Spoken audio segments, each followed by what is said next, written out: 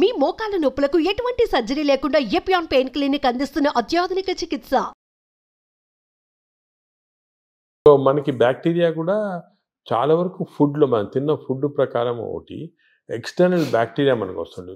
ఇది 3 important reasons మనకు తెలియాలి, ప్రజలు కూడా తెలియజేయమంటే మనకి ఒరిజినల్గా పుట్టుకతోటే బ్యాక్టీరియా వస్తాయి బాడీలో. ఆహారం నుంచి న్యూ బార్న్ ఆహారం తింది కదా, ఆహారం లేకుండా బ్యాక్టీరియా పుట్టుకతో ఎలాగంటే మదర్ నుంచి డెలివరీలో వచ్చేస్తుంది బ్యాక్టీరియా. అంటే మన తొలి జీవే బ్యాక్టీరియా అని చెప్పచ్చా?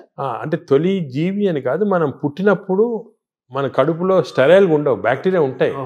ఎందుకు అంటే ఈ ఒకటి మన మదర్ ప్లసెంటా ఉంటుంది కదా లోపల, బర్త్ ప్లసెంటాలో కొంతవరకు బ్యాక్టీరియా వెళ్ళిపోతాయి. అంటే ఆమ్నియాటిక్ ఫ్లూయిడ్ అని ఉంటుంది దాంట్లో బ్యాక్టీరియా. అదేవిధంగా బర్త్ కెనాల్ నుంచి పాస్ అయినప్పుడు బేబీ బ్యాక్టీరియా కొన్ని మింగేస్తాయి మదర్ బేబీ.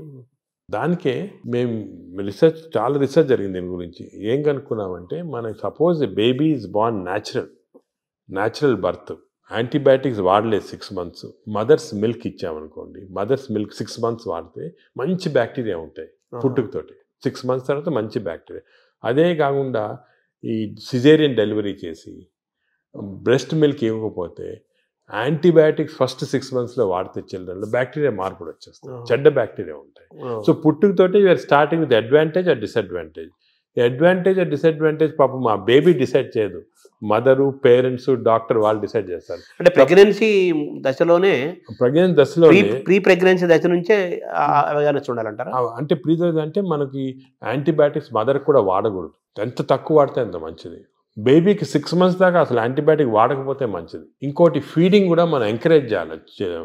ఊర్లలో చేసేవాళ్ళు ఇంతకుముందు, ఇప్పుడు ఏదో సిటీస్లో అంతా ఫ్యాషన్ అయిపోయింది ఈ డబ్బా పాలియటం అని, అవన్నీ పోవాలి. 6 months దాకా కంపల్సరీ బేబీకి మదర్ మిల్క్ ఇవ్వాలి. మదర్ మిల్క్లో కొన్ని సబ్స్టెన్సెస్ ఉన్నాయి, స్పెషల్ సబ్స్టెన్స్, అంటే నేచర్ ఇచ్చింది. ఈ సబ్స్టెన్సెస్ వల్ల మంచి బ్యాక్టీరియా గ్రోత్ వచ్చేస్తుంది బాడీలో. బ్రెస్ట్ మిల్క్ ఇది best breast milk is best milk and breast milk is best for bacteria, correct bacteria. అది ఇప్పుడు తెలిసిపోయింది క్లియర్గా. సో 6 months ఉండాలి. అదేవిధంగా చిల్డ్రన్కి ఎంత మరీ అవసరమైతే తప్ప యాంటీబయాటిక్స్ ఇవ్వకూడదు. యాంటీబయాటిక్స్ మనం ఇచ్చేసామనుకోండి బ్యాక్టీరియా చేంజ్ అయ్యాం. ఇప్పుడు యాంటీబయాటిక్స్ అంతకుముందు డాక్టర్ ప్రిస్క్రిప్షన్ అవి ఉండేవి, ఇప్పుడు ఏమీ లేవు, అందరూ మెడికల్ షాప్కి వెళ్ళి తీసుకోవడం అది కరెక్ట్ కాదు. దానికి యాంటీబయాటిక్స్ ఇవ్వకూడదు. థర్డ్ థింగ్ ఏమంటే as far as possible normal delivery encourage చేయాలి, సిజేరియన్ డెలివరీ ఇచ్చేయండి. అవునా సార్? అంటే అంత డిఫరెన్స్ ఉందా? బ్యాక్టీరియా డిఫరెన్స్ ఉందా? సిజేరియన్ ఇప్పుడు అసలు హాంకాంగ్లో ఒక మంచి ఇచ్చేసారు. ఇప్పుడు ఏం చేస్తారంటే అక్కడ సిజేరియన్ డెలివరీస్ ఎక్కువ అవుతున్నాయని మదర్కి ఆ సిజేరియన్ డెలివరీ టైంలో స్టూల్ ఉంటుంది, అది తీసి పక్కకు ఫ్రిడ్జ్లో పెట్టి బేబీ డెలివరీ సిజేరియన్ అయినా కూడా బేబీ డెలివరీ అయిన తర్వాత ఆ స్టూల్ ఫీడ్ చేస్తున్నారు బేబీకి. అవును. సో అట్లీస్ట్ కొంతవరకు నార్మల్ బ్యాక్టీరియా రావడానికి అంత ఇంపార్టెన్స్ ఉంది. సో ఇప్పుడున్న వాతావరణంలో మీరు చెప్పినట్టుగా అంటే మనిషి పుట్టినప్పుడు నుంచే, పుట్టబోయే ముందు దశ నుంచే వెళ్ళిపోయేంత వరకు బ్యాక్టీరియా మేనేజ్మెంట్.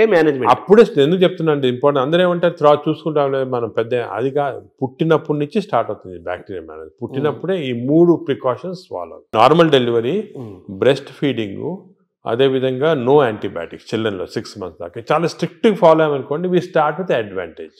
ఇప్పుడు మనం ఆల్రెడీ దాటేసాం, ఇప్పుడు న్యూ బేబీస్ ఓకే. ఇప్పుడు దాటిన తర్వాత కొన్ని మార్పులు. అప్పుడు నెక్స్ట్ ఏమంటే నెక్స్ట్ ఎలాగా డెవలప్ చేయాలని, ఫస్ట్ ఫుడ్ చిల్డ్రన్ నుంచి స్టార్ట్ అవుతుంది. చిల్డ్రన్ నుంచి కొన్ని టైప్ ఆఫ్, ఇప్పుడు ఫైబర్ ఎక్కువ ఉన్న ఫుడ్, దాని తర్వాత ఎక్కువ న్యాచురల్ ఫుడ్స్, అంటే మన ఆర్గానిక్ ఫుడ్, అటువంటి న్యాచురల్ ఫుడ్స్, ఎక్కువ వెజిటబుల్స్, ఇటువంటివన్నీ మంచివి. కానీ అన్ఫార్చునేట్లీ ఒక రాంగ్ థింగ్ ఏమవుతుందంటే ఫాస్ట్ ఫుడ్. చిల్డ్రన్ స్కూల్కి వెళ్ళగానే పక్కనే ఫాస్ట్ ఫుడ్ షాప్ ఉంటుంది, ఫాస్ట్ ఫుడ్స్, ఈ బర్గర్స్, చిప్స్, ఇటువంటివన్నీ, నూడిల్స్, ఇవన్నీ కూడా బ్యాడ్ బ్యాక్టీరియా కారణం. అసలు మనం నెక్స్ట్ స్టెప్ చిల్డ్రన్లో ఏం చేయాలంటే హెల్తీ ఫుడ్ హ్యాబిట్స్ చాలా స్ట్రాంగ్గా పెట్టాలి. ఇంకోటి వర్స్ట్ ఏమంటే ఈ సోడా డ్రింక్స్, ఫ్రక్టోస్ అని ఉంటుంది దాంట్లో, ఈ కార్న్ సిరప్ ఉంటుంది, ఈ సోడాస్లో చాలా రాంగ్ బ్యాక్టీరియా వచ్చేస్తాయి. కూల్ డ్రింక్స్ అస్సలు తీసుకోకూడదు. Cool drinks, even fruit juice కూడా ఐ డోంట్ అడ్వైస్. ఫ్రూట్స్ మంచిది, ఎందుకంటే ఫైబర్ ఉంటుంది. ఫ్రూట్ జ్యూస్లో ఏముంటుంది, ఒట్టి ఫ్రక్టోస్ ఉంటుంది. ఫ్రక్టోస్ అనే సబ్స్టెన్స్ గ్లూకోజ్ కన్నా కూడా డేంజరస్. అసలు దానికి కూల్ డ్రింక్స్, ఫ్రూట్ జ్యూసెస్ తాగకూడదు. అందరు మిస్టేక్ అంటే కూల్ డ్రింక్స్ తాగడం లేదు, ఫ్రూట్ జ్యూస్ తాగుతున్నాడు. ఫ్రూట్ జ్యూస్ తాగకపోతే ఫ్రూట్ తినొచ్చు కదా. అవును, ఫ్రూట్లో ఫైబర్ ఉంటుంది, న్యాచురల్, అది మీకు ఫ్రూట్ జ్యూస్లో ఫ్రక్టోస్ వచ్చి బాడీకి మంచిది కాదు ఫ్రక్టోస్. సో అది we should avoid completely. So children next step baby నుంచి చిల్డ్రన్లో ఏమంటే we should advise them healthy foods. ఈ మిడ్ డే మీల్స్ కూడా స్కూల్లో పెడతారు, అవి కూడా ఒకటేమంటే ఈ ఫాస్ట్ ఫుడ్స్ అవాయిడ్ చేయాలి. Second hygiene important. ఇప్పుడు ఏమంటే ఈ మిడ్ డే మీల్స్ కుకింగ్లో మనం చూస్తుంటాం చాలా బ్యాడ్ హైజీన్ వల్ల బ్యాడ్ బ్యాక్టీరియా వస్తుంది, అది కూడా కొంచెం కంట్రోల్ చేయాలి. ఫైబర్ అది కంట్రోల్ చేయాలి, చాలా important. So these are all very important children లెవెల్లో. ఇంకోటి చిల్డ్రన్లో ఫిజికల్ యాక్టివిటీ బాగుంటే మంచి బ్యాక్టీరియా వస్తున్నాయని అది కూడా తెలిసిపోయింది. యాక్టివిటీ సెల్ ఫోన్కి అటాచ్ అయిపోతున్నారు అంతే, అది తప్పది. సో చిల్డ్రన్లో ఫిజికల్ యాక్టివిటీ వల్ల కూడా బ్యాక్టీరియా చేంజ్ అవుతున్నాయి. So we have to encourage sports, physical activity. So మంచి nutrition, hygienic nutrition, organic food, అదేవిధంగా physical activity. Avoid juices, fruit juices కానీ సోడాస్ కానీ, avoid unhygienic food, avoid fast foods. Simple. అంటే చిన్నపిల్లలు, teenagers, adolescence, తర్వాత అలా age పెరుగుతూ next age ఇప్పుడు ఏమంటే ఇంకోటి బ్యాక్టీరియా ఏం చూసామంటే చిన్నప్పుడు మార్పులు చేయటం సులభం, పెద్ద అయిన తర్వాత కష్టం, అంత ఈజీ కాదు, చాలా ఎఫర్ట్ పెట్టాలి పెద్ద అయిన తర్వాత చేంజ్ చేయడానికి. మీరు ఫుడ్ అనేది చాలా ఇంపార్టెంట్, ఫుడ్ ఈజ్ మెడిసిన్ కూడా అంటున్నారు. ఆ ఫుడ్ దానికే మేము చాలా రీసెర్చ్ చేశాను మెడిటరేనియన్ ఫుడ్ అని. ఫర్ ఎగ్జాంపుల్ కొన్ని టైప్స్ ఆఫ్ ఫుడ్, ఈ కోకోనట్ వాటర్ అనుకోండి, 2 గ్లాసులు కోకోనట్ వాటర్ తాగితే మంచి బ్యాక్టీరియా ఉంటుంది. అదేవిధంగా బ్లాక్ కాఫీ, అసలు మిల్క్ అనేది రాంగ్ కాన్సెప్ట్.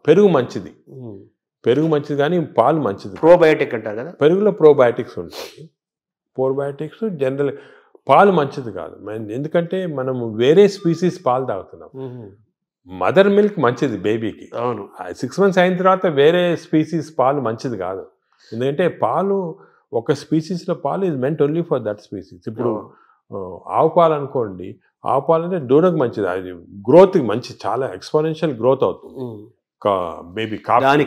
కాఫీ మంచిది కానీ వేరే మనం తాగటం మంచిది. అంటే మన వాళ్ళు ఆయుర్వేదం కూడా మనం సెకండ్ మాట్లాడుకుంటే వాళ్ళు ఏమంటారంటే ఆవు నెయ్యి, ఆవు పాలు, ఆవు ద్వారా వచ్చేదంతా కూడా మనకు మంచిది బ్రెయిన్. ఆవు పాలు కాదు, ఆవు గీ పర్వాలేదు కానీ ఆవు పాలు మనకి కర్డ్స్ ఫామ్లో అటువంటి ఫామ్లో మంచిగా. యాక్చువల్ మిల్క్ తీసుకుంటే దట్ ఆవు పాలు మెంట్ ఓన్లీ ఫర్ కాఫ్, అంటే వాళ్ళ పిల్లలకి అంతే. మనం వేరే స్పీసీస్ పాలు దాటం కరెక్ట్ కాదు, అది నేచర్ అగైన్స్ట్. అది అంటే మనుషులు వాళ్ళు తీసుకుంటారు, మనుషులు అంటే అంతే exact same species, that is nature. మన నేచర్ కి వ్యతిరేకంగా వెళ్తుంది. ఆవు నెయ్యి మంచిది అంటారు కదా, బ్రెయిన్ మంచిదని కాదు, అంటే కొంతవరకు ఇంతకుముందు నెయ్యి తీసుకోవడం మంచిది కాదు అంటే ఇప్పుడు కొంతవరకు లిమిటెడ్ క్వాంటిటీస్ లో పర్వాలేదు నేను వచ్చింది, అంతేగాని మంచిదని కాదు, ఎక్కువ తీసుకోవడం మంచిది అలా కాదు.